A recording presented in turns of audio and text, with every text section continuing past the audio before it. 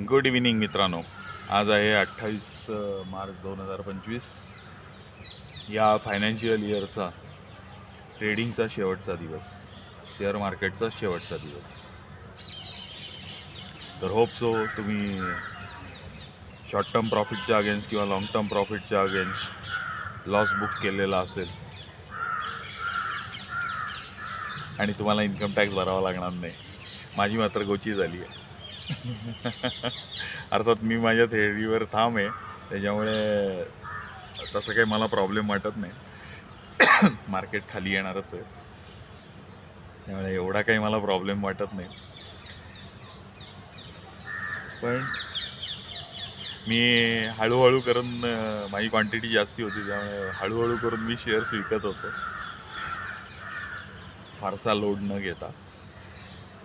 माझे सगळे शेअर विकले गेले. कधी? मागच्या आठवड्यात शुक्रवारी. आणि मागच्या आठवड्यात सोमवारपासून मार्केट वाढायला सुरुवात झाली आणि माझे शेअर्स होते त्याच्यामध्ये एवढी जंप झाली की ते शेअर परत विकत घेणं हे थोडं कठीण झालं. आणि फरक मोठा होता, साधारणतः 10% 12% फरक पडलेला होता. त्याच्यामुळे म्हटलं हे नाही तर दुसरं घेऊ, काय त्याच्यात काही प्रॉब्लेम काही नाही. माझ्याकडे मोठी लिस्ट आहे आणि जे परमनंट शेअर्स आहेत ते तसेच आहेत, ते काही आपण विकलेले नाही आहेत.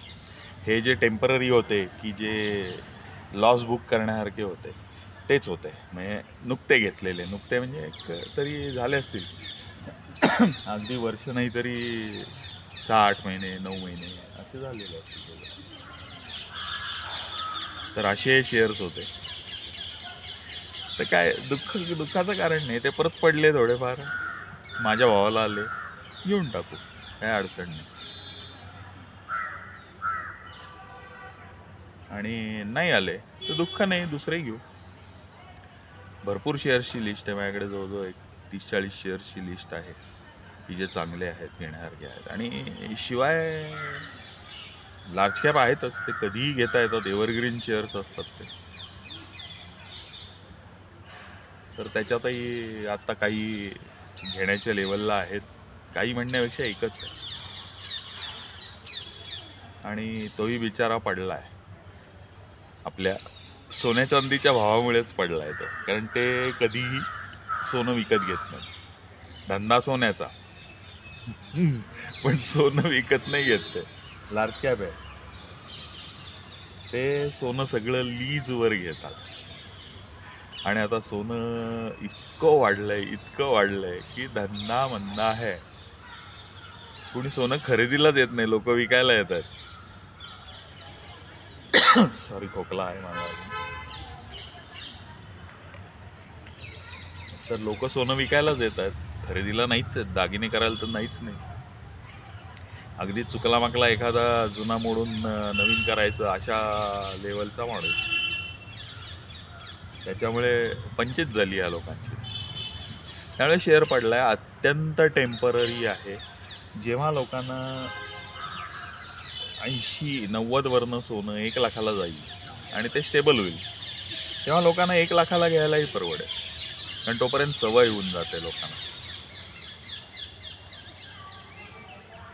ही सवय कशी होते तर सोनं जेव्हा टप्प्याटप्प्याने महाग होत गेलं, किंवा 10-12 हजाराचं सोनं 25-30 हजार झालं, लोक शांत होती.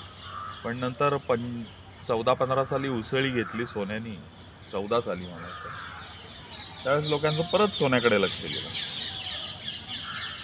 मग काय सोनं जवळजवळ 5 वर्ष पुढची थंडच होतं, काय कुठंच हल्लं नाही. 25-30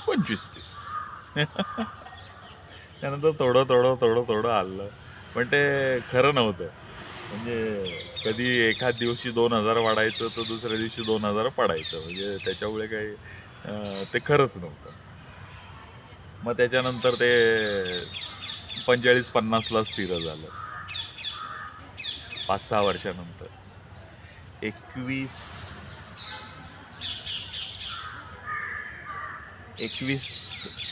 जानेवारीपासून पुढं मेपर्यंत ते मार्च ते मेच्या दरम्यान स्थिर झालेलं होतं आणि ते 45 ते 50 यामध्ये फिरत होतं. 48 45 ते 48 मध्ये फिरत होतं.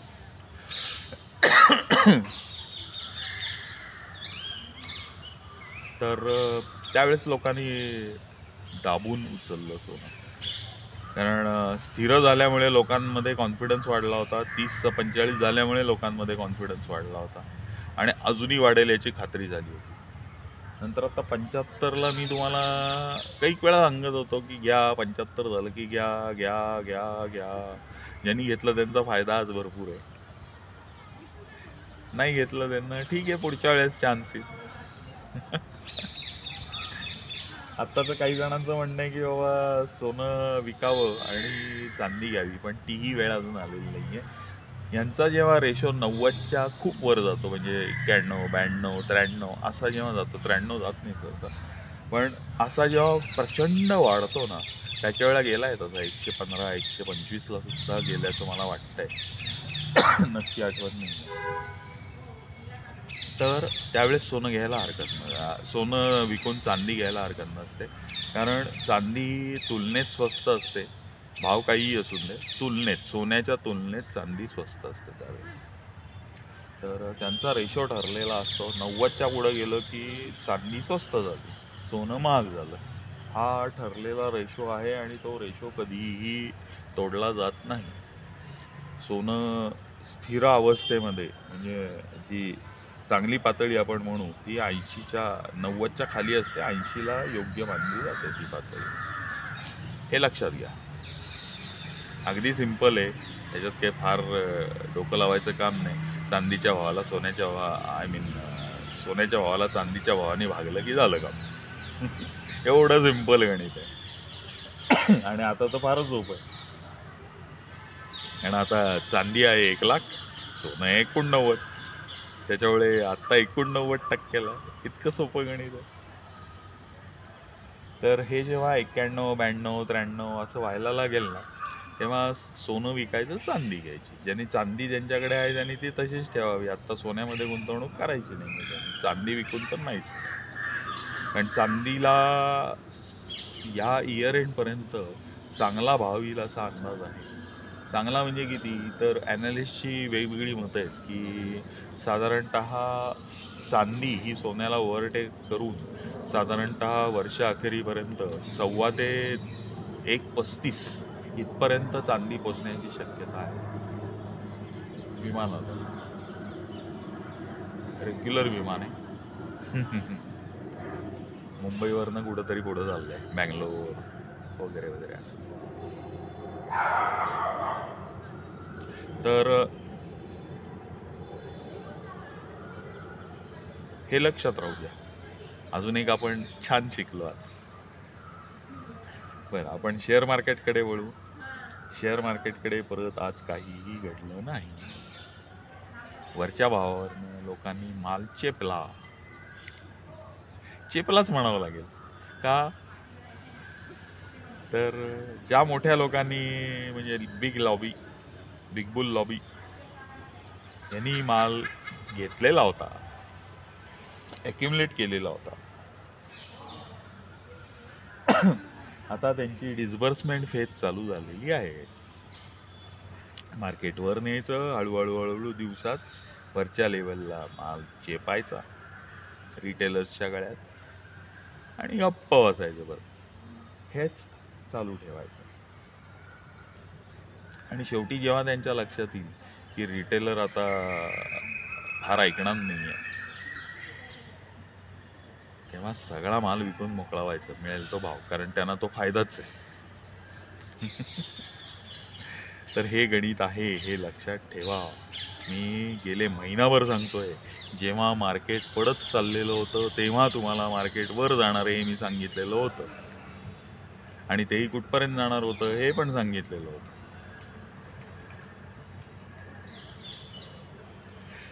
आणि खेळी आहे, अगदी सायकॉलॉजिकल आहे, पूर्ण खेळी आहे. हे रिटेलर्सच्या सायकॉलॉजीशी ही सगळी मोठी मंडळी खेळत असतात आणि त्यातून पैसे कमवतात ते. आणि त्यांना चान्स नाही आहे दुसरं काही पैसे कमवायचा. त्यांच्याकडे एवढा वेटिंग पिरियड नाही आहे की आपण जसं 10 वर्ष वाट बघू, 15 वर्ष वाट बघू. त्यांना 10 महिने नाही आहेत त्यांच्याकडे वाट बघायला. दरमहा हातात पैसे पडायला पाहिजेत. भले ते 1% असो, 2% असो, 5% असो. त्यांच्याकडे भरपूर थेअरीज आहेत. सगळं कॉम्प्युटराइज्ड आहे. अल्गोरिदम लावलेले असतात. असंख्य अल्गोरिदम असतात. त्यातला कुठला वापरायचा किंवा किती वापरायचे हे ते फक्त ठरवतात त्याच्यामध्ये. तर त्याच्यामुळे हे रिटेलर्सशी खेळत असतात आणि रिटेलर्स फसत असतात आणि हे दरवेळेस घडतं. तरी पण रिटेलर फसतात. आता माझा व्हिडिओ किती जण बघतात? 100, 200, 500 जण बघतात. 1,00,000, 1,50,000 लोक बघत असतील तर कदाचित त्यांच्या कानापर्यंत हे पडलं असतं. आज नाही तर उद्या त्यांना लक्षात आलं असतं, पटलं असतं आणि त्याप्रमाणे ते सुधारले असते. आपली सिंपल थेअरी आहे की इयरली लोच्या आसपास 10%च्या आत घ्यायचे. 5च, 10 नव्हेच, 5%च्या आत घ्यायचे आणि तेही शेअर चांगला बघायचा आहे. चांगला कसा निवडायचा आहे आपण शिकलेलो आहे जानेवारीच्या व्हिडिओ. पुढेही थोडं व्हिडिओजमध्ये आपण छोट्या छोट्या गोष्टी सांगितलेल्या आहेत तुम्हाला. त्याच्याप्रमाणे तुम्ही ॲक्शन घ्यायची आहे. आत्ता पाहिल्याप्रमाणे FMCG आहे, IT आहे. शेअर निवडून ठेवायचे आहेत, बाकी काही नाही करायचं. ज्यावेळेस घ्यायची वेळ होती त्यावेळेस मी सांगितलेलं. आता फक्त शेअर्स निवडून ठेवून द्यायचे. कुठे ठेवायचे तर स्क्रीनरच्या फॉलोमध्ये ठेवून द्यायचे. म्हणजे स्क्रीनर रोज एक मेल पाठवते तुम्हाला. त्या मेलवर तुम्हाला दिसेल की आज हे शेअर्स आहेत, उद्या हे शेअर्स आहे, त्याच्यामध्ये हे घडतंय, ते घडतंय. उत्सुकता असते की बाबा हे काय पाठवलंय त्यांनी. त्याच्यावर क्लिक केल्यानंतर कळतं. जिथं रेटिंग अपडेट येतं तिथं वाचलं तर तुम्हाला कदाचित 4 तास लागतील, 6 तास लागतील तेवढं वाचायला. काय काय आहे पण एकदा वाचून घ्या म्हणजे तुम्हाला कळेल काय वाचायचं असतं, काय वाचायचं नसतं. तर हे सगळा प्रकार त्याच्यामध्ये आहे. तर शेअर निवडून ठेवा. ज्यांनी शेअर घेतले नव्हते त्यांनी 40% घ्या म्हणून सांगितलं होतं. त्यानंतर प्रत्येक उतरणीला अजून 5-10%, 5-10% करत 75%पर्यंत या आणि थांबा. 25% आपल्याला राखून ठेवायचे आहेत पैसे. तर हे राखून ठेवायचे जे पैसे आहेत याची वेळ, शेअर्स घेण्याची वेळ अजूनही आलेली नाही. त्या पैशाला हात लावायचा नाही. ते तुम्ही डेपमध्ये टाका किंवा एफडीत टाका. महिन्याभराच्या, 2 महिन्याच्या, 3 महिन्याच्या एफडीत टाका. एखाद्या वेळेस व्याज बुडल्याने काही नाही फरक पडणार. जनरली डेपमध्ये टाकणं चांगलं असतं कारण बऱ्यापैकी व्याज मिळतं त्याच्यामध्ये. फक्त ते बघत राहावं लागतं डेप फंड कुठला. तो मी उद्या तुम्हाला कळवतो कुठला तो डेप फंड. माझ्या पोस्टमध्ये मी टाकून देतो. तो चांगला आहे. हळूहळू टुकू वाढत असतो. आपले पैसे रोज वाढत असतात. वाढतातच असं नाही पण जनरल पैसे वाढत जातात. तुम्ही एक 15 दिवस ठेवले तर तुमच्या पैशात थोडीफार का होईना वाढ झालेली असते आणि ते कधीही विकता येतात, कधीही घेता येतात. त्यामुळे त्याच्यात पैसे ठेवणं चांगलं. माझा हिशोब उलटा आहे. मी एफडी करतो, त्याच्यावर ओडी काढतो आणि जसे पैसे येतील कुठलेही येऊन देत. 500 आले, 100 आले, 1000 आले, 5000 आले, 10,000 आले, 1,00,000 आले, त्या ओडीमध्ये परत टाकून देतो. समजा सगळ्या ओडी फुल आहेत म्हणजे फुल नाही म्हणता येणार. सगळ्या ओडींमध्ये पैसे काढलेलेच नाही आहेत. आता काय करायचं? तर ओडीतनं पैसे काढायचे लागभर, त्याची अजून एक एफडी करायची. आता ह्याच्यामागचं प्रिन्सिपल मी तुम्हाला सांगतो. जनरली नाव नको घ्यायला पण आपल्याकडे जे पैसे कमावणाऱ्या ज्या जाती आहेत, जातीच म्हणतात ती, आणि त्यांच्या रक्तात येत पैसे कमावण्याचं. तुम्ही कधीही बघा ती लोक फक्त पैशाचाच विचार करत असतात. तर त्यांनी शोधून काढलेली ही रीत आहे की आपण समजा एक 7% व्याजाने पैसे ठेवले तर आपल्याला 8% ओढी मिळते. आता समजा तुम्ही 1,00,000ची ओढी काढली, आज तुम्हाला गरज लागली 10,000ची, तुम्ही ते 10,000 काढले, वापरायला सुरुवात केली. दुसऱ्या दिवशी तुम्हाला 5,000 रुपये कुठनं तरी मिळाले, तुम्ही ते परत टाकले, तर तुम्हाला फक्त एका दिवसाच्या 5,000चं व्याज लागणार आहे आणि 2 दिवसाचं 10,000चं व्याज लागणार आहे दुसऱ्या दिवशी. आहे की नाही गंमत? आणि त्यातूनही आणखीन गंमत म्हणजे तुम्ही सकाळी काढलेत आणि संध्याकाळी परत टाकलेत तर काही व्याज वगैरे लागत नाही. वापरा दिवसभर, संध्याकाळी टाकून द्या.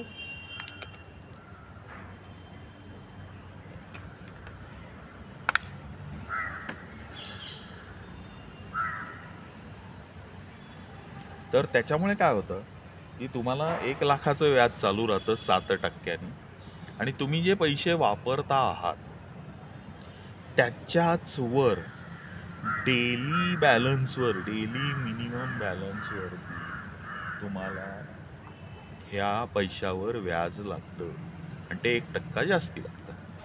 That's all.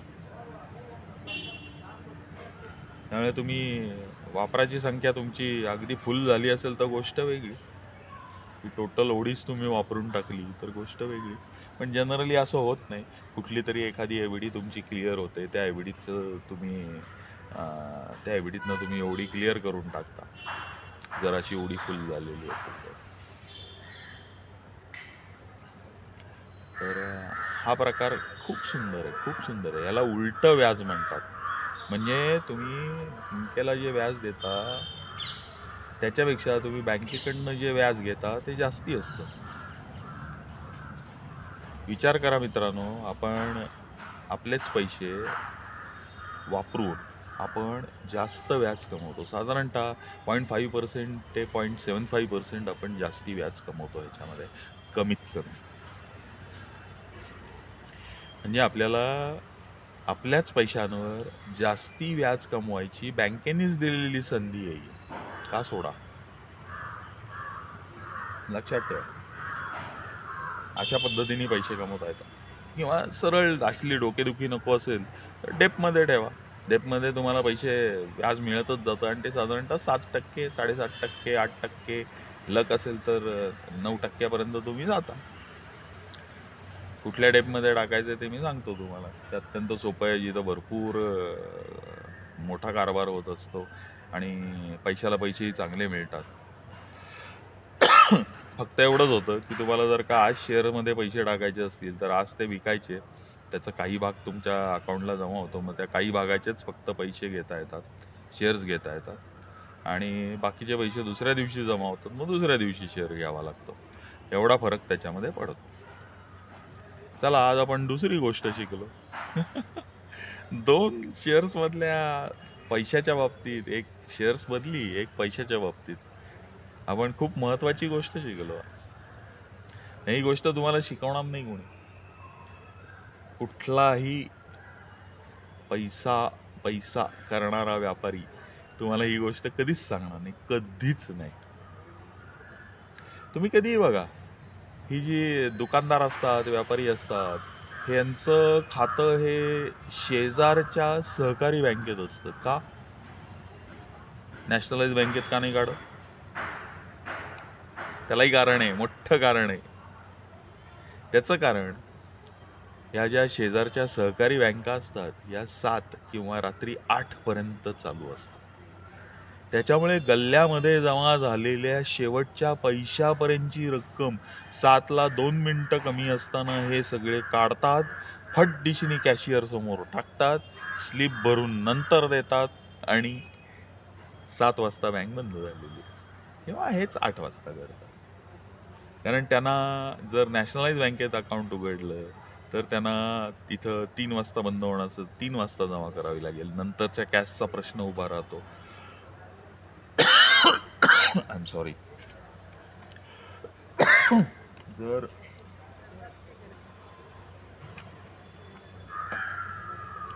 जर रात्री 7-8ला बँक बंद होणार असेल तर तुमच्याकडे फारशी कॅश शिल्लकच राहत नाही. आणि हा परत उलटा हिशोब, म्हणजे शेवटच्या रुपयापर्यंत तुमचं व्याज वाचायला सुरुवात. समजा तुमचे रोजचे एक 10,000चा गल्ला असेल तर महिन्याला तुमचे 3 लाखावरचं व्याज वाचतं. हे लक्षात घ्या ना. पहिल्या दिवशी 10,000चं वाचतं, दुसऱ्या दिवशी 20,000चं वाचतं, तिसऱ्या दिवशी 30,000चं व्याज वाचतं, चौथ्या दिवशी 40,000चं व्याज वाचतं. तुम्हाला कसं वाटलं ही लोक मोठी कशी होतात? 50-50 लाख, 1-1 कोटीची, 2-2 कोटीची दुकानं कशी काय विकत घेतात? हे असला उलटा हिशोब करतात आणि या उलट्या हिशोबावरूनच ही लोक मोठी होतात. तुम्हाला पैसे कमवायचे असतील जगामध्ये तर तुम्हाला सरळ हातांनी जे पैसे मिळतील ते तुमचं पोटपाणी चालेल, थोडंफार चैन हाऊसमौज होईल, एवढेच पैसे मिळतील. तुम्हाला जर मोठे पैसे मिळवायचे असतील तर तुमचा विचार बदलायला पाहिजे. कसे पैसे काढायचे? चला थोडा वेळ मी तुम्हाला ह्याच्याविषयी एक स्टोरी सांगतो. 1988 साली ज्यावेळेस कन्झ्युमर लोन वगैरे काहीही भानगड नव्हती, इवन हाऊसिंग लोनसुद्धा कसं तरी मिळायचं, कसं बसं मिळायचं, तर कन्झ्युमर लोन वगैरे ही भानगड खूपच लांबची झाली होती. तर त्या काळी माझ्या एका मित्राने पुण्यामध्ये अतिशय वेगळा विचार केला. कसा केला बघा, वेगळा विचार. पुण्यातला सकाळ फेमस पेपर त्यावेळेस एकच सकाळच होता. आता भरपूर पेपर झालेत, पण त्यावेळेस त्या काळी चालणारा मोठा पेपर एकच होता, सकाळ. सकाळमध्ये फुल पेज दिवाळीच्या अगोदर जाहिरात. काय जाहिरात असेल की तुम्ही कुठलीही वस्तू घ्या, त्याकडे इलेक्ट्रॉनिक अप्लायन्सेस म्हणजे fridge, TV, washing machine, music systems वगैरे वगैरे असल्या सगळ्या वस्तू होत्या. अगदी इस्त्रीपासनं सगळ्या पुढच्या वस्तू, फार मोठ्या वस्तू. कुठलीही वस्तू घ्या आणि किमतीचा चॅलेंज दिलेला होता की आमची किंमत तुम्हाला अख्ख्या पुण्यात कुठेही मिळाली तरी ती वस्तू मी तुम्हाला फुकट देईन. आणि ही गोष्ट खरी होती. त्या वर्षी मी त्याच्याकडनं ॲटोमॅटिक वॉशिंग मशीन घेतलं तर मला त्यांनी ट्रॉली सकट दिलं 14,200 रुपयाला. आणि दुसरा माझा मित्र होता तो त्या म्हणजे मी जे वॉशिंग मशीन घेतलं होतं ते व्हिडिओकॉनचं होतं. व्हिडिओकॉनचाच डिस्ट्रीब्युटर होता. तर त्याला मी सांगितलं की 14,200ला मला वॉशिंग मशीन मिळालं. तर म्हणलं शक्यच नाही, कारण मला म्हणला 14,400ला येतं आहे म्हटलं घरात. मला जे माझ्या लँडिंग कॉस्ट आहे ती 14,400 आहे. आणि खोटं नव्हतं. त्यांनी दुसऱ्या दिवशी मला प्रूव्ह करण्याकरता बिल दाखवलं. तर हे कसं साध्य झालं? तर हा जो माझा पहिला मित्र होता यांनी प्रत्येक कंपनीशी कॉन्टॅक्ट केलेलं होतं की बाबा मी तुमचे यावर्षी 1,00,000 टी व्ही विकीन, 25,000 फ्रीज विकीन, अमुक ढमुक तमुक विकीन, एवढे नंबर मी तुमचं अमुक विकीन. हे असे त्यांनी डायरेक्ट कंपन्यांशी कॉन्टॅक्ट केलेले होते. आणि ज्या भावात त्याला कॉस्टमध्ये, ज्या भावात त्याला ती वस्तू घरात आलेली होती त्याच भावात त्यांनी ती पुढे टाकली. आता तुम्ही म्हणाल की याच्यामध्ये त्यांनी पैसे कुठे कमवले? हा कसला आला वेगळा विचार? वेगळा विचार पुढे. अहो 1988 पुण्याची लोकसंख्या होऊन होती किती? 25-30 लाख होती. 25 लाखच धरा, 25-30 डोक्यावर मांड. म्हणजे घरं किती झाली? आपण ॲव्हरेजली 5 लोक पकडली तर हाऊसहोल्ड किती झाले? 6 लाख. आता 6 लाख होताना यांनी जर का 1,00,000 पीसेसची ऑर्डर टाकली तर 6 पैकी 4 लाख लोकांकडे तर असणारच आहे ना आधीच. ते कशाला विकत घेतील? तर इथंच गोम होती. त्यांनी जाहिराती मध्ये दुसरी गोष्ट टाकलेली होती की तुम्हाला हप्त्यांवर वस्तू मिळतील. पगाराची स्लिप आणा, रेशन कार्ड आणा, तुमच्या पत्त्याचा पुरावा आणा आणि डायरेक्टली या. तुम्हाला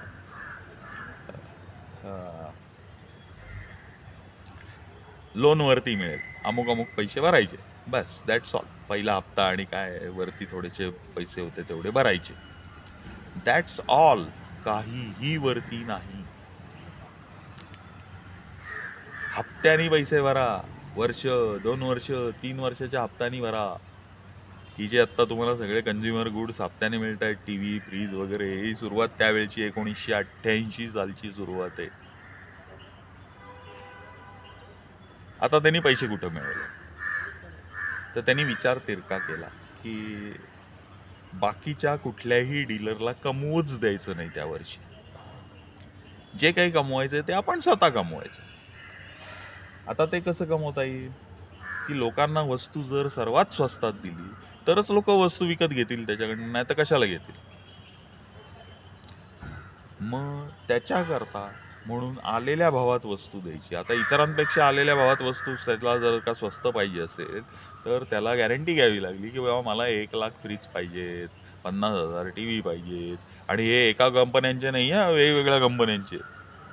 त्यावेळेस BPL, त्याच्यानंतर काय होतं, व्हिडिओकॉन होतं, नंतर अजून कुठले होते, EC अँड काहीतरी, अशी काहीतरी कंपनी होती. अशा 5-6, क्राऊन होतं, असे 5-6 वेगवेगळ्या कंपन्या होत्या टी व्हीमधल्या सांगतोय.